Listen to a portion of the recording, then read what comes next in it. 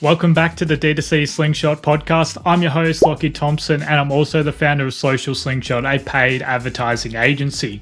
This podcast is your go-to resource for entrepreneurs seeking insights from industry leaders and experts. If you have magically stumbled across this podcast, then I'm truly grateful that you've chosen to listen. If you have any specific questions or topics you'd like us to cover, then don't hesitate to reach out to me on Instagram at Lockie Social Slingshot. While this podcast is tailored to the broader e-commerce community, if you are ever in need of direct marketing assistance, then Social Slingshot is here to help. Our mission is to drive as much success for as many e-commerce brands as possible by being the most results-driven and client-focused agency on the market. Now, with all that boring admin stuff taken care of, let's jump into today's episode. G'day everyone, welcome back to the DTC Slingshot Podcast. Today I'm joined with the Queen of Ants, Erin Funnell. To start off this podcast, do you want to give yourself a quick introduction and take us right back to the beginning? Sure. Hi, everyone. My name's Erin, and as Lockie said, I am the owner of Queen of Ants.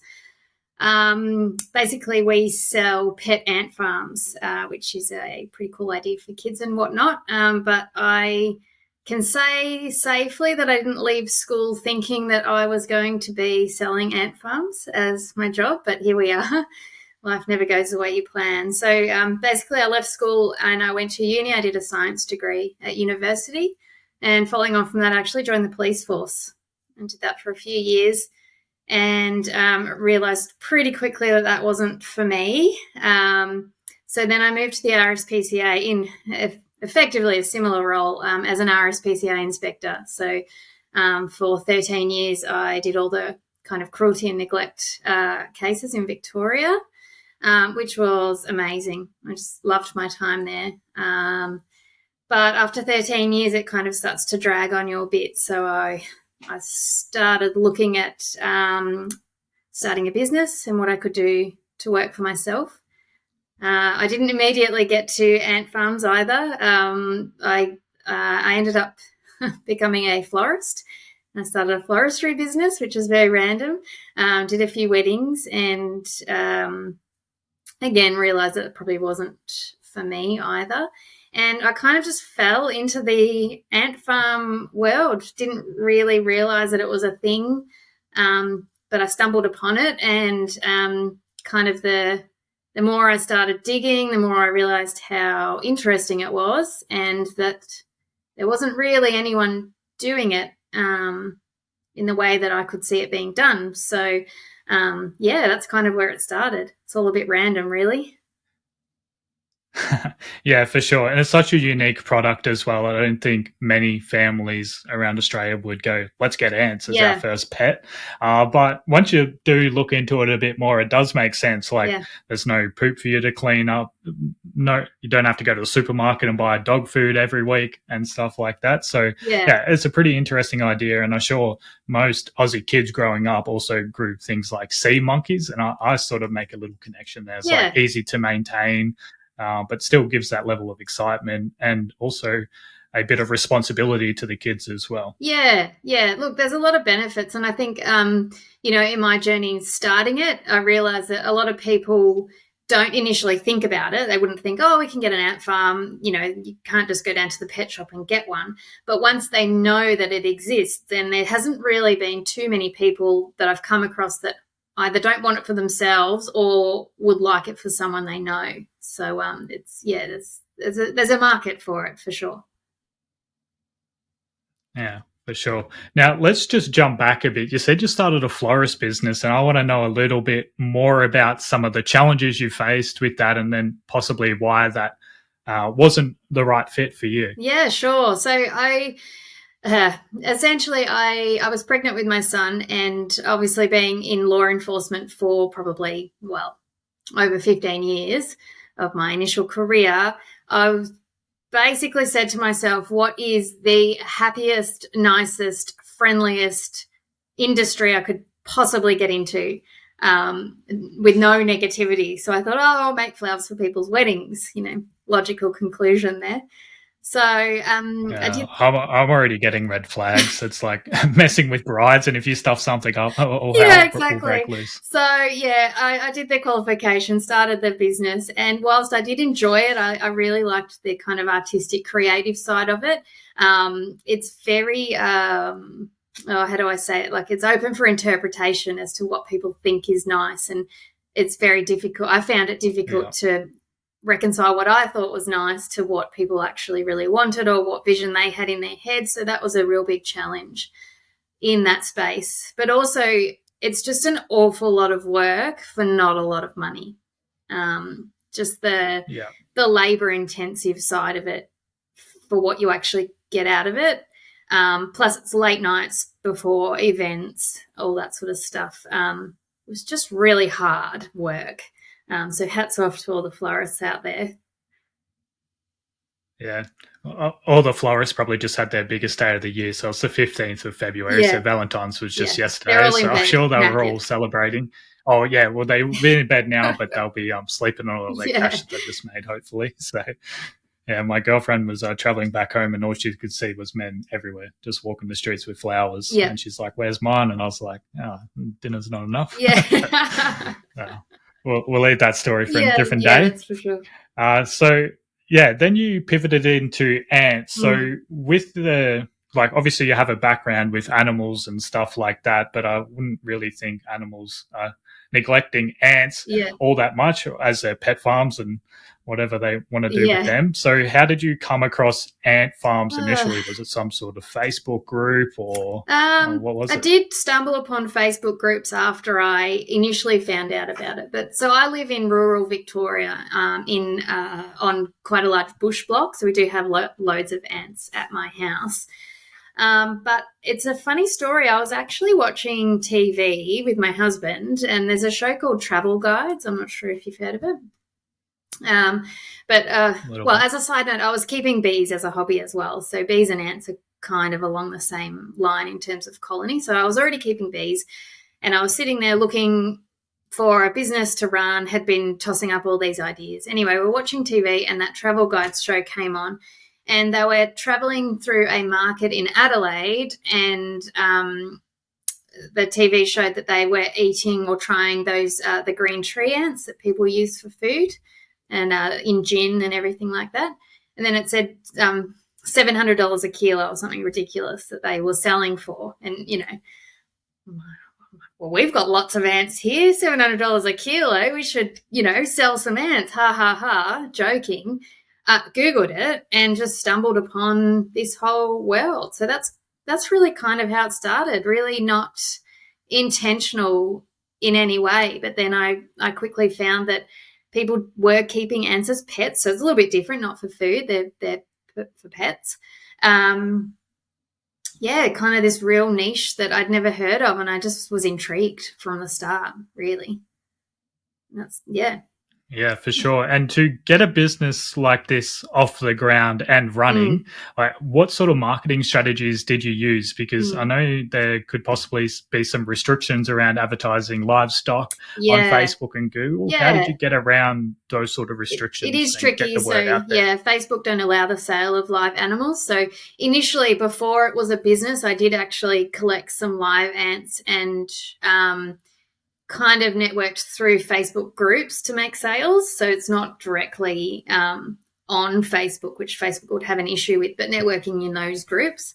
And that was kind of my first sale, if you will. Before it was a business, before I had a website or anything like that, that was kind of the fuel that started the fire, I would say. So once I'd made those sales and thought, I feel like there actually is a market here. I think I might have a crack at this. So I did lots of research, and I built my own website, e-com store on Shopify. So I had a little bit of experience building websites. So I think I'd built 3 previously. So I kind of knew where I was at, but I hadn't done an e-com store. So Shopify is a brilliant tool. They make it so accessible for people to start a business, really, with not much capital either. So you don't have to pay an awful lot. So I built out a store. I first started just with some live ants that I'd collected at home, and then over time designed and developed ant farms for them to be housed in. And that's kind of a never-ending thing, developing new products and improving on what I'm already doing. Built the website and started running some Facebook and Google ads myself. Just kind of winging it, just working out how to work all these platforms and tools to get going. So I had a little bit of a budget there. And that's kind of where it grew from, really. Yeah, for sure. Now, in your marketing, are you more focusing on people who already know about like ants being pets, or are you really trying to attract and build a new niche within the pet market? Yeah, I'm trying to build a new niche, which is tricky. So I guess a lot of people, like I said earlier, don't know or wouldn't think about having an ant farm, but once they do, it's intriguing, and there's so many reasons why you might want one of them, especially for your kids. So I do a little bit of I have a Facebook ads campaign or meta ads running to kind of get the word out there, and that's doing pretty well. I also run Google ads, and my SEO, so where I sit on Google organically, is quite high. Obviously, there's not a lot of competition in the space, so so that kind of captures people with intent who already know about it. And I also try to get around to all of the big pet expos, which I found really, really good for networking and just kind of getting the word out there. My aim would be to get the products into more pet stores. So that's kind of a focus as well. Yeah, for sure. Just moving back a little step, like what are some of the main objections that somebody would have when they're buying an ant farm, and how do you overcome that? Yeah, so my target market is kind of people like me, really, mums with kids between 5 to 15, essentially, is kind of the target market. So probably concerns around the ants getting out, whether they're going to survive or not. But I think the biggest hurdle to get people to buy it is the fact that it's kind of complicated and overwhelming to get started. So my biggest focus is simplifying the product and the ant farm in general, and having really clear instructions for people on how to go about it. So that's kind of I would say the biggest barrier is that it's a bit overwhelming for people. So many products, so many different options. So just simplifying it and making it easy for people to get started, especially if that's their kids' interest. So potentially the mum or dad is not that interested, but the kids want one, but they're still the ones that have got to sort it out. So, trying to make it easy for people. Yeah, and are you doing that through like YouTube videos, or do you have some sort of ebook, or is it just instructions in the product? Yeah, a bit of everything, really. So trying to make a lot of YouTube videos to simplify it and show people steps to take and when to take them. That's been really helpful. Plus, I do have an ebook guide that goes with our starter kits, along with a basic care guide, a big FAQ section on the website, and just continually taking on feedback, I think, from customers is really important, and being open to constructive criticism back from people, I think, is really valuable in improving your product. Yeah, for sure. And then obviously growing your business this year is a goal every business would have.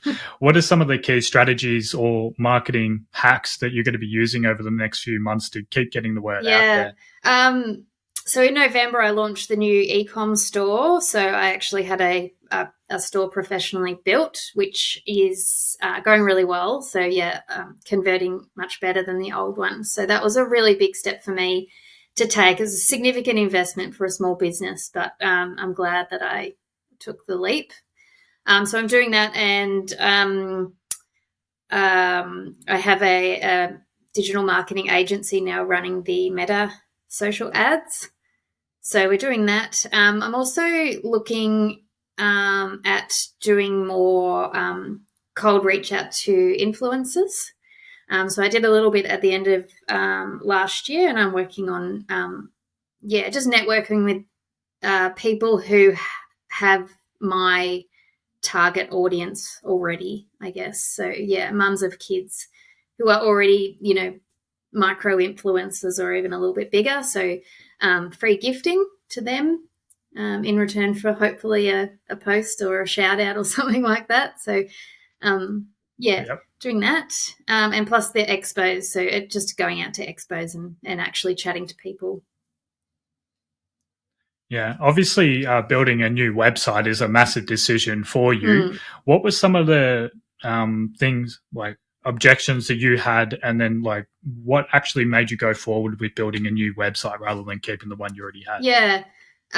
So my main goal with building or having a professional website built was to increase the conversion rate of the website. So although the one I built was not bad, the conversion rate was not enough for me to feel like I could spend money on like a decent advertising budget, bringing people to a website that then didn't convert well. I felt like that would be a waste of money to pay all the money to get the people to the website that then doesn't perform. So that was the intention with building the new website. The main hurdle was just the cost of it. It's not insignificant. It was a lot of money. For a small business, it was a lot. So that was the main thing. And also, I guess, how to put this nicely, the digital marketing space can be difficult to navigate in terms of getting the right person and getting the result that you need. So, they're definitely not the. Yeah. What sort of advice would you give to people who are possibly looking for extra help with their marketing?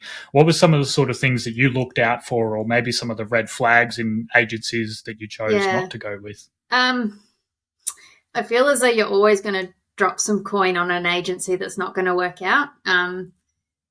This one was not my first one, and in other companies. So my husband has a company as well.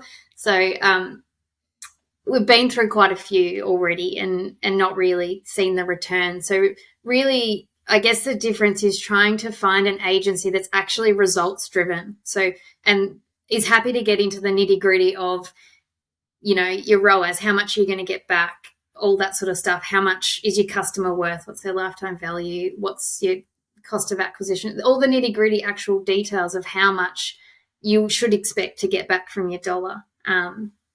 I think that's what the difference was that we looked at.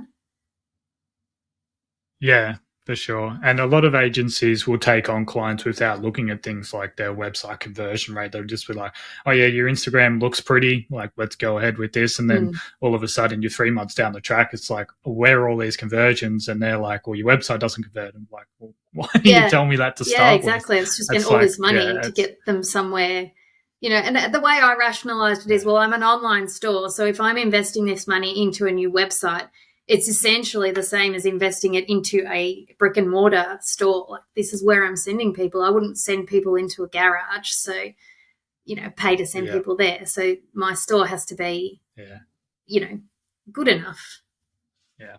Yeah, I think a lot of people first starting out will skip the website stuff and just jump straight into paid ads because they have a shop or a Shopify store that converts, like it's able to accept payments and stuff like that, but the user experience is just terrible.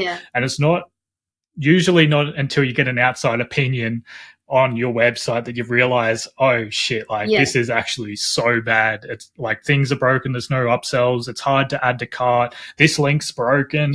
All those sorts of things are going to have a negative experience.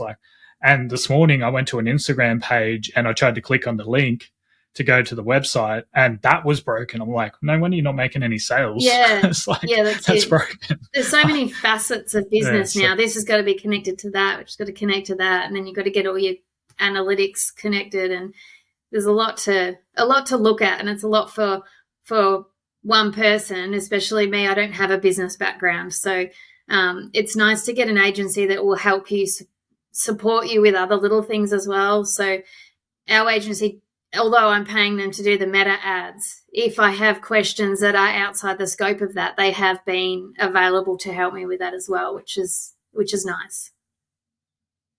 Yeah, that's awesome. But they're not the cheapest So going what around sort either. of So you do get what you pay for. yeah, that's usually the caveat. It's like, Yeah. you do get what you paid for. So, yeah, in the past, you've probably gone with the cheaper option and it hasn't worked out all that well.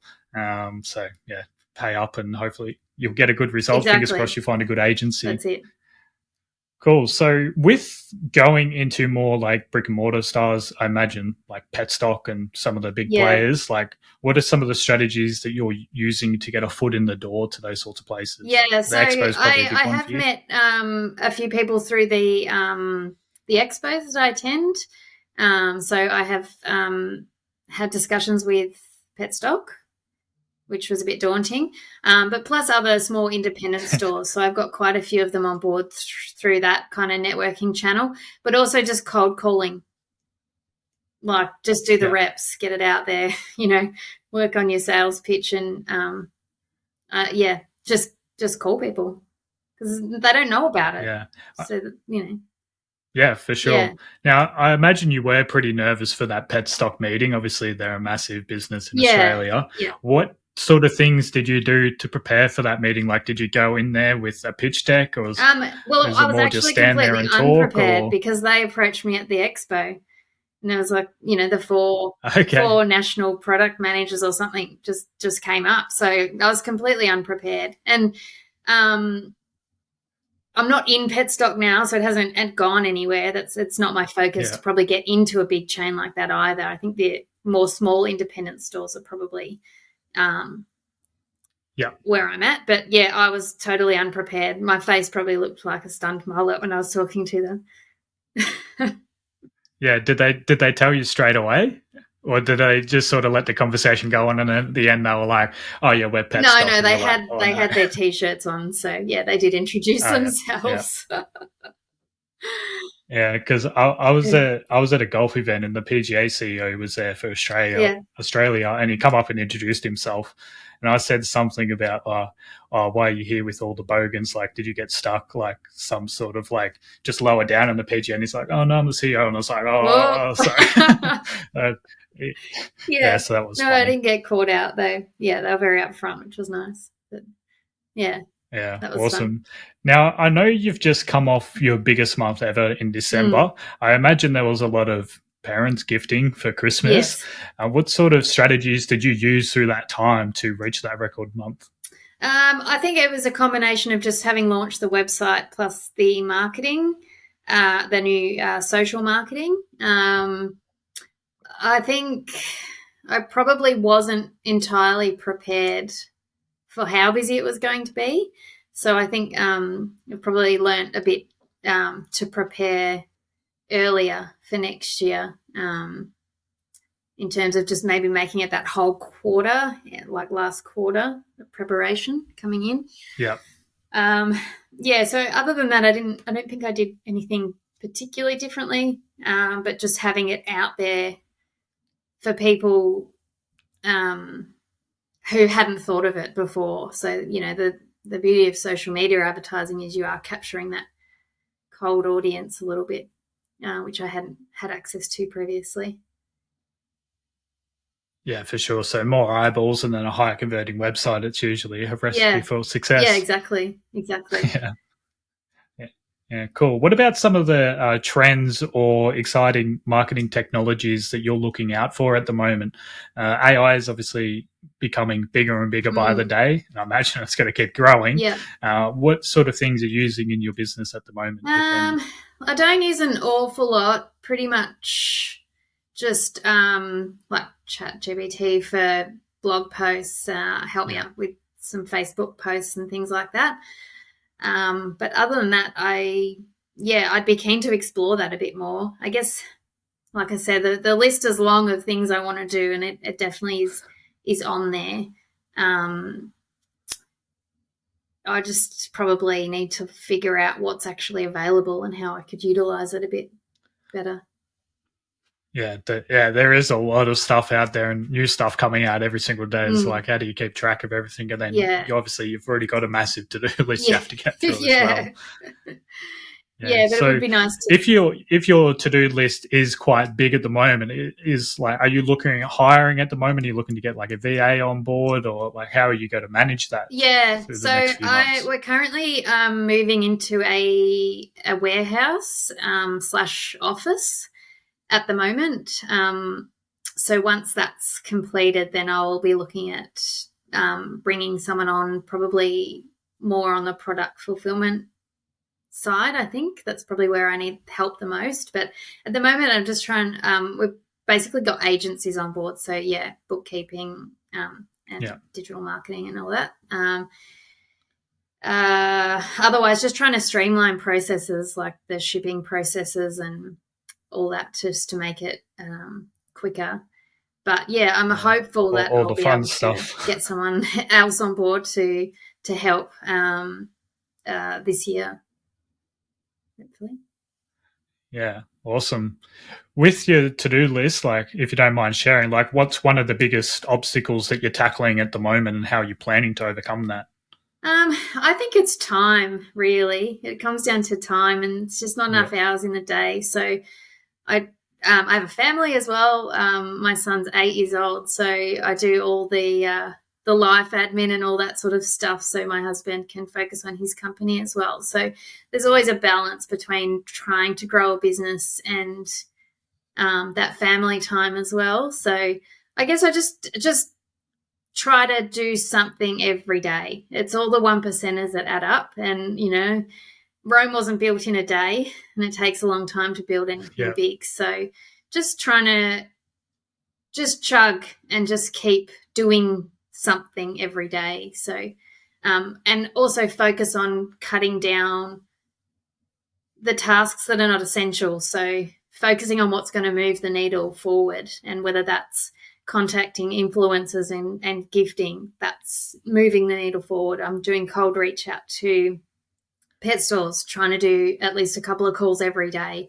And cutting down the noise of all the other stuff that doesn't help as much, or trying to outsource that, like all the bookkeeping and all that sort of stuff. Yeah, for sure. I feel like entrepreneurs do put a lot of pressure on themselves to be always in grind season, but that's always just going to lead to burnout, whether it's in the next week, month, or even years down the track if you don't get in a solid routine where you're spending that quality time with your family, or you're always hustling. It's like something's got to suffer. So finding that balance is quite important. And just accepting the fact that these things take time to build. Like if you look at any big company, it might look from the outside like it's an overnight success, but I can guarantee that it isn't. It takes time. So just trying to utilize your time better as well. So, I drive a fair bit. My son goes to school nearly half an hour away, so I spend nearly 2 hours a day in the car. But during that time, I podcast a lot. I try to teach myself about how to run a business and all the avenues of ways to learn to do things. I enjoy the process of learning how to do new things as well. So focusing on that process of learning rather than the outcome at the end as well. I'm in it for the long haul, so it's just going to take time. You need to quickly press the fast forward button and stop having to drop your kid off at school. And it's 2 hours back that you'll save. No, I'm not going to get this time back. I need to slow down. Yeah, that's one of the biggest time savers that I've had since moving into work from home. It's I don't have to travel 20, 30 minutes to work too, and then on the way back as well. It is a massive time suck, and I didn't realize how much extra time I have if I don't have to commute to work. And some people travel 2 hours per day. It's it's a lot. It'd be very hard to fit anything in. Yeah, it is. Yeah. So what are some time-saving techniques that you use? Are you writing down a to-do list on pen and paper, or do you have a whiteboard, or you got notes, or I have is it all just whiteboard. Going through the motions? Very messy whiteboard, but I'm not really that much of a list person. I try to I think I make a mental list at the start of each day. I think, okay, well, I've got this many hours and these are the priorities. This is what I'm going to do first. Smash that out. Focus on one thing at a time. So for each day, I'll have a priority of, 4 or 5 tasks and just focus on the top one first and get that done and then move on. I think running a business, you can very easily get overwhelmed with all the things and then you end up doing nothing. Yeah. So focus is key. Focus on that one thing, get it done, move on to the next. You never get through your whole job list. Just rolls on. Yeah. I was this week I was asking for content from a client and he was just like, I sat down, I tried to do it. But I just sat at the computer like mental blank because he was putting out all the spot fires out on the side. I was like, no, like you need to actually sit down, look at the computer and like just shut off all distractions, like turn off your phone, like stop people coming into your office and actually concentrate. I think actually getting into a deep flow, you'll get so much more done. And then you'll have also more time to solve all those other issues rather than focusing on one thing every 10 to 15 minutes. And half the time, all those other little things take care of themselves in the end anyway.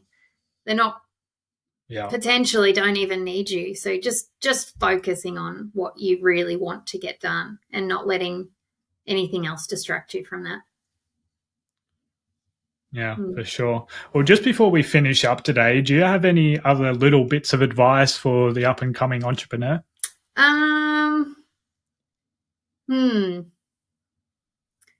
I guess one of the big things is making sure that what you're trying to sell actually has a market. And then educating yourself. Or just jump in the deep end straight away and create your own niche. Yeah, but don't hold out too long. Just do it. You just got to do something because even if you start something, you can always pivot. And no matter what track you're on, doors always open if you're just doing something. So just get started, get into it, and just educate yourself as well. Like we're all capable of learning new skills. Don't say, oh, well, I can't do that. Well, you can. You just have to learn. So I listened to a podcast. I'm not sure if you've heard of it. It's called The Game by Alex Hormozi. And I would highly recommend him to everyone because he's just got such a unique and valuable view on life and business. And I've taken a lot from that podcast. So I'd highly recommend anyone who is running a business or wants to listen to The Game. I listen to him every day. But just do it. Just do it. Yeah, for sure. Just do it. Just a little Nike plug there before we end up. Now, just want to give yourself a plug as well. Where can people find your business, maybe purchase some products and even connect with yourself individually as well? Sure. So the business is called Queen of Ants and it's the same website, Facebook, YouTube, Insta handle, Queen of Ants. Awesome. Thanks so much for coming on today. I'm sure the listeners will get a lot out of this, and I look forward to seeing everybody on the next episode. Great. Thanks for having me.